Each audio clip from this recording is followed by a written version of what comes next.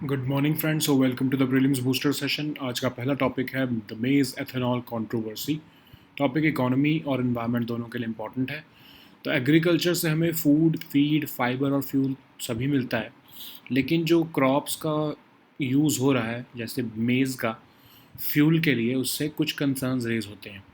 तो अगर हम देखें तो इंडिया ने 32 से लेकर 33 मिलियन टन्स ऑफ मेज़ प्रोड्यूस किया 2022 के जो फाइनेंशियल ईयर में, जबकि डोमेस्टिक डिमांड 28 मिलियन टन्स की थी।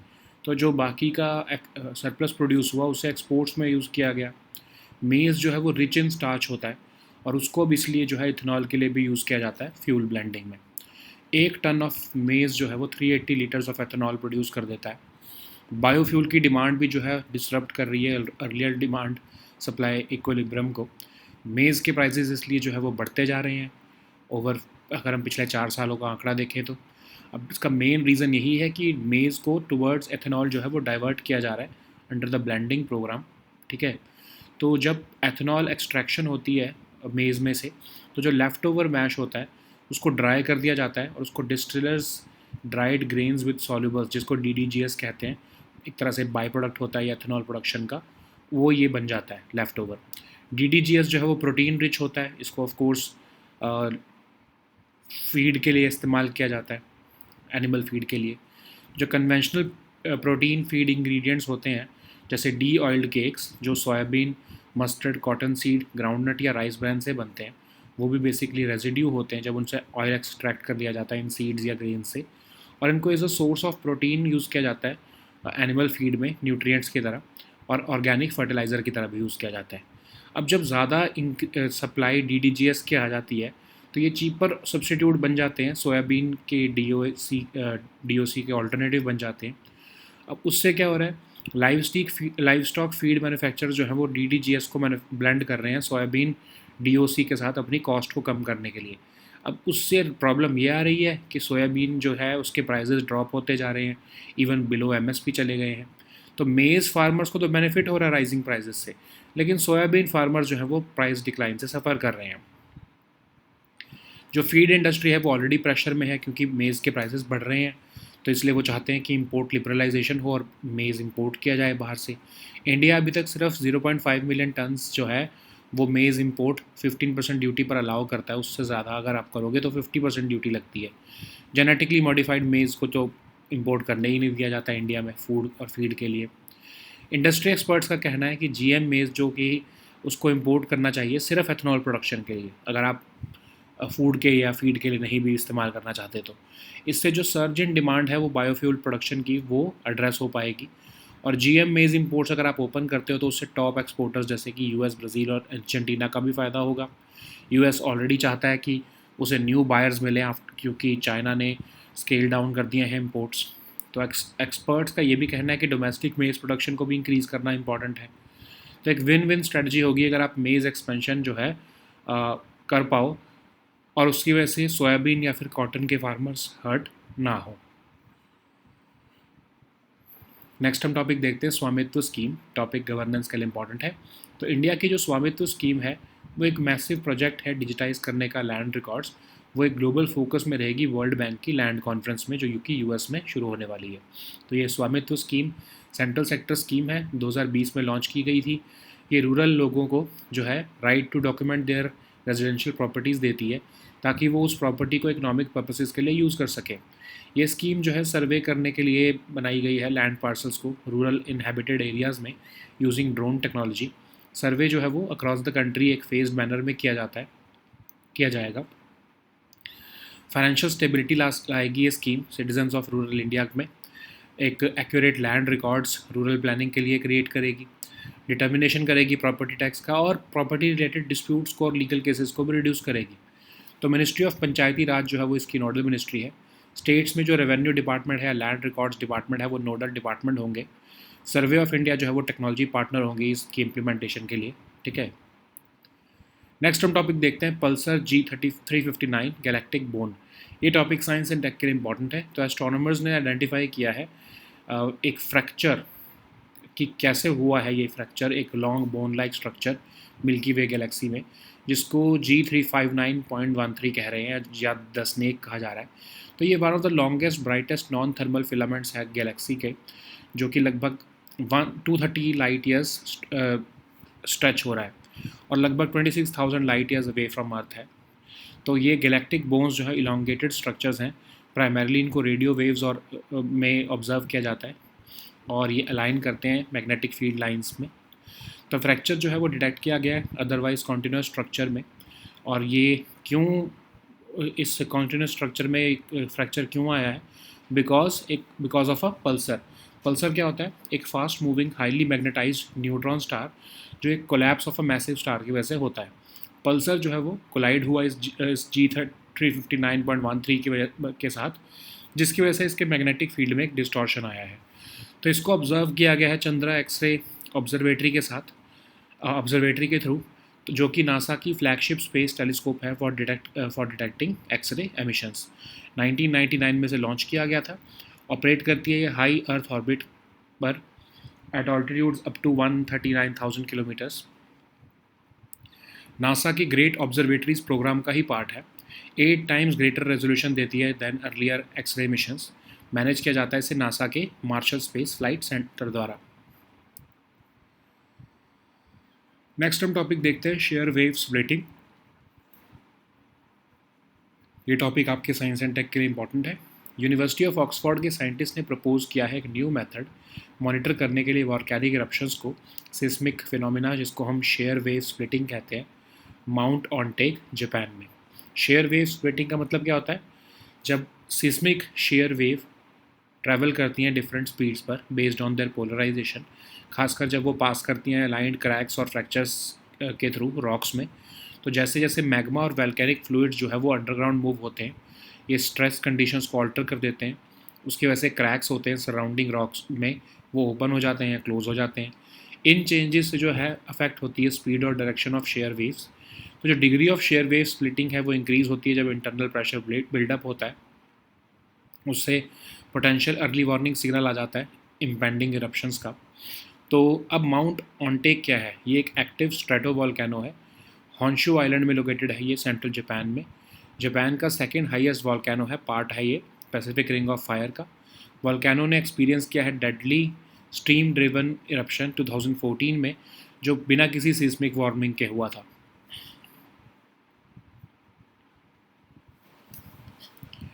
नेक्स्ट हम टॉपिक देखते हैं इग्लास। ये टॉपिक आपके सिक्योरिटी के लिए इंपॉर्टेंट है। तो जैसे जैसे टेंशंस बढ़ रही हैं पाकिस्तान के साथ, इंडिया ने एक fresh shipment of Russian Iglas air defence missile receive किया है। तो ये इग्लास जो है वो एक man portable air defence system है जो कि रशिया ने डेवलप किया है। हैंड हेल्ड डिफेंस सिस्टम है जो ऑपरेट किया जा सकता है किसी भी इंडिविजुअल या क्रू द्वारा, और ये डिज़ाइन किया जाता है लो लाइंग एयरक्राफ्ट को डिस्ट्रॉय करने के लिए। ये आइडेंटिफाई और न्यूट्रलाइज कर देता है एयर टारगेट्स को, जैसे क्रूज मिसाइल्स या ड्रोन्स।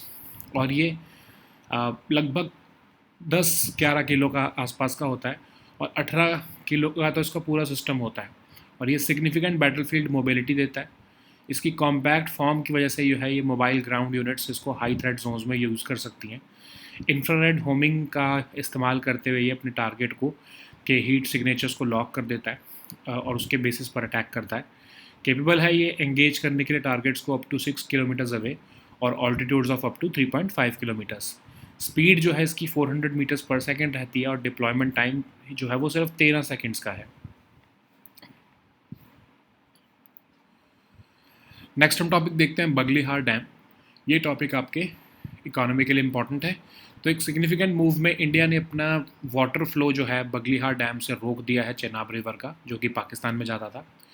बगलिहार डैम जो है वो Baglihar hydro electric power project है, basically run of the river power project है चेनाब रिवर पर, डोडा डिस्ट्रिक्ट ऑफ जम्मू कश्मीर में। कॉन्क्रीट ग्रेविटी डैम है ये और इस प्रोजेक्ट के 2 स्टेजेस हैं, 450 मेगावाट ईच। तो बेसिकली टोटल इसकी कैपेसिटी 900 मेगावाट है। तो चेनाब रिवर क्या है? चेनाब का लिटरल मीनिंग है मून रिवर। एक मेजर रिवर है इंडिया और पाकिस्तान की, ट्रिब्यूटरी है ये इंडस रिवर की, और ये फॉर्म होती है कॉन्फ्लुएंस ऑफ 2 स्ट्रीम्स, चंद्र और भागा से। अपर हिमालयाज़ में लाहौल स्पीति डिस्ट्रिक्ट्स ऑफ हिमाचल प्रदेश में। अपर रीचीज़ में इसको हम चंद्रभागा भी कहते हैं। फ़्लो करती है वेस्ट थ्रू ये जम्मू कश्मीर, कंटिन्यू करती है ये पाकिस्तान में, और जब झेलम रिवर मिल जाती है इसे तरमू के पास, तो चेनाब जो है वो सतलुज रिवर में एम्प्टी हो जाती है, जो कि अनदर ट्रिब्यूटरी है इंडस रिवर की। तो जो वाटर्स हैं चेनाब के, वो इंडिया और पाकिस्तान शेयर करते हैं as per the terms of Indus water treaty, जो कि अब सस्पेंडेड है। इसीलिए इस जो है इस पानी को रोक भी लिया गया है। Okay, so now let us see all these topics in English.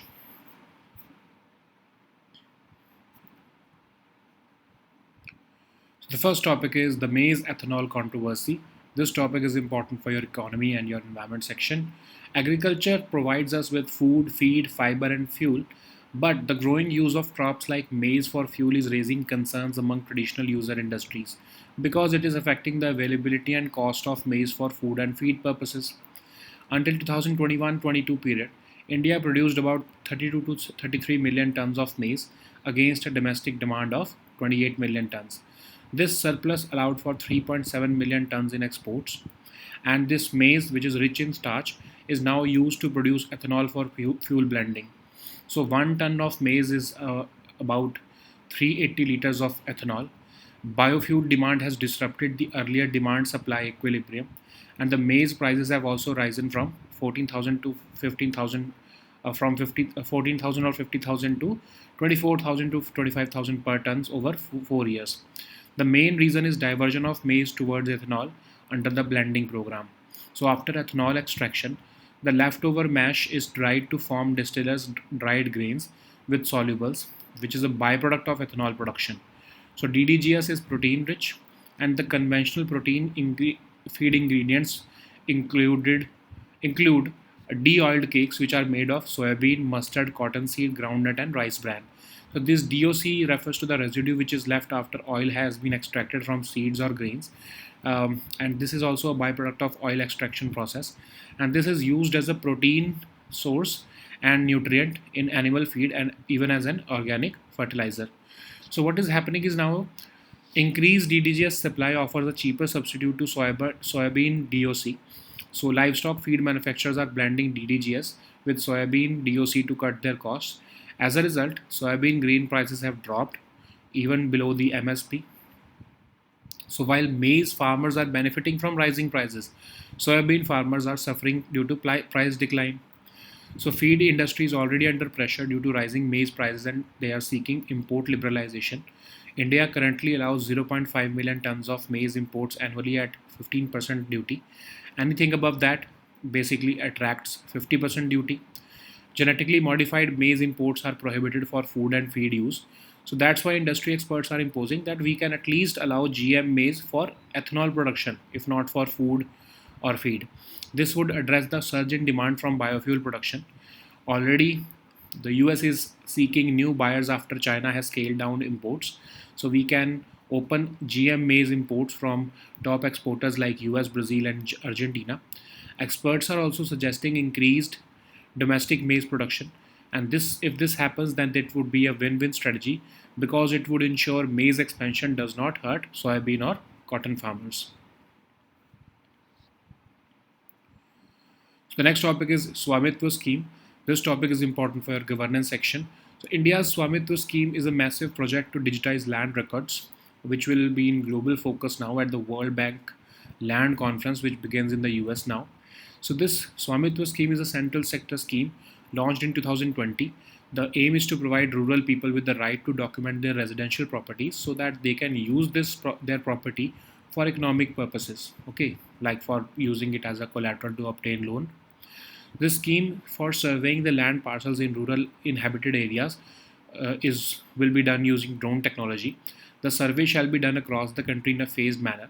The scheme aims to achieve or to bring financial stability to the citizens of rural India, create accurate land records for rural planning, determine the property tax.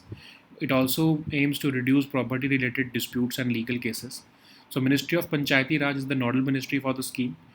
In states, the Revenue Department or Land Records Department will be the nodal department and shall carry out the scheme with support of State Panchayati Raj Department. Survey of India is the technology partner and in this scheme's implementation. So the next topic is pulsar G359 galactic bone. This topic is important for your science and tech section. So astronomers have identified the likely cause of a fracture in a long bone-like structure in the Milky Way galaxy known as G359 or 13 or the snake.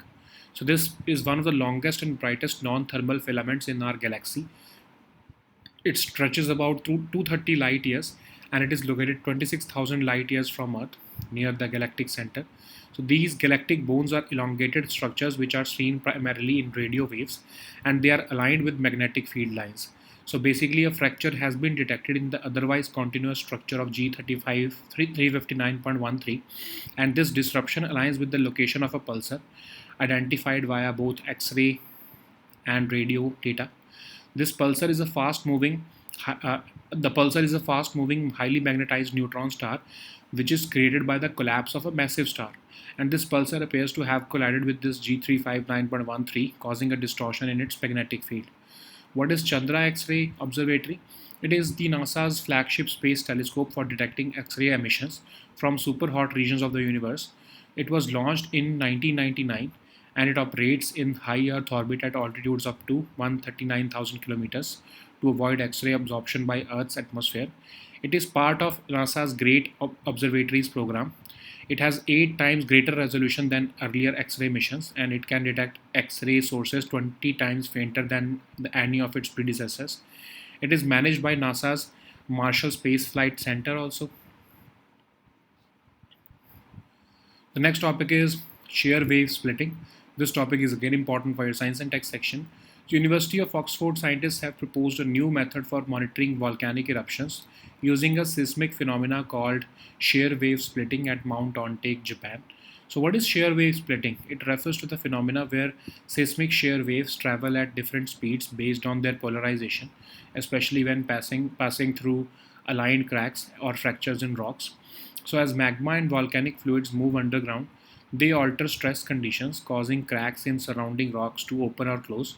These changes affect the speed and direction of shear waves, which scientists can monitor. The degree of shear wave splitting increases when internal pressure builds up, offering a potential early warning signal for impending eruptions. What is Mount Ontake? It is an active stratovolcano which is located in the Honshu Island of central Japan near Tokyo. It is Japan's second highest volcano and part of the Pacific Ring of Fire. This volcano experienced a deadly steam-driven eruption in 2014, which occurred without significant seismic warning. The next topic is IGLA-S. This topic is important for security section. India has recently received a fresh shipment of Russian IGLA-S air defense missiles amid rising tensions with Pakistan following the Pahalgam terror attack. So this IGLA-S is a man-portable air defense system developed by Russia, and it is a handheld defense system which can be operated by an individual or crew. It is designed to bring down low-lying aircraft, and it can also identify and neutralize air targets like cruise missiles and drones. So this system weighs just 10.8 kilograms and 18 kilograms is the entire system. Okay, it offers significant battlefield mobility. So it uses infrared homing to lock onto the heat signatures of aerial targets. It is capable of engaging targets up to 6 km away and at altitudes of up to 3.5 kilometers. The speed of the missile is 400 meters per second and the deployment time is just 13 seconds. So the next topic is Baglihar Dam. This topic is important for our economy section. So in a significant move, India has recently stopped the flow of water through the Baglihar Dam on the Chenab River, which is leading to Pakistan. So Baglihar Dam, it is also known as the Baglihar Hydroelectric Power Project, is a run-of-the-river power project on the Chenab River in the Doda district of Jammu Kashmir. It consists of a concrete gravity dam. This project consists of two stages of 450 megawatts each. So basically, this Baglihar Dam has a capacity of 900 megawatts. So what is Chenab River? So this Chenab River literally means Moon River. It is a major river of India and Pakistan. It is a tributary of the Indus River. It is formed by the confluence of two streams called Chandra and Bhaga at Tandi in Upper Himalayas in Lahaul Spiti districts of Himachal Pradesh. In its upper reaches, it is also known as Chandrabhaga. It flows west through the Jammu Kashmir between the steep cliffs of Shivalik Range and Lesser Himalayas. Then it turns southwest. It continues into Pakistan, descending from the uplands into the broad alluvial lowlands of Punjab province. After receiving the Jhelum River in near Tremu, this Chenab empties into the Sutlej River, which is also a tributary of the Indus River. Its total length is about 974 kilometers and it feeds several irrigation canals. So the waters of Chenab are shared by India and Pakistan as per the terms of the Indus Water Treaty, which is now under suspension. Okay. So these were our topics for today. We'll meet next time with new topics. Until then, goodbye and take care.